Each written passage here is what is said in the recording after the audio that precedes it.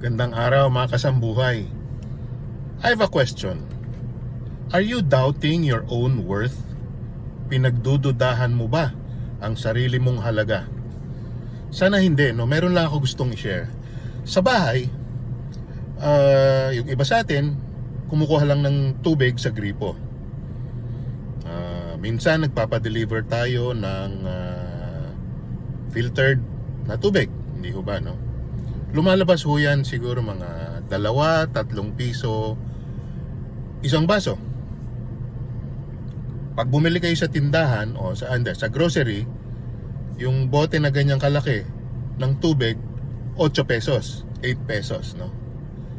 When you buy it in another store, kunwari yung pang 24 hours na tindahan, yun din mismong boteng yun, nasa bandang 25 pesos na. Pag binili mo yan sa mall, 35 pesos na. Pag binili mo yan sa hotel, maaring maging 80 pesos na. At pag yan binili mo sa airport, mahigit 100 na. Bakit ko to sinasabi sa inyo? I want to encourage you, no? Kung kayo pinagdududahan yung sarili ninyong halaga, madalas depende rin po yan kung nasaan kayo. Ang storya ko, hindi ho ba?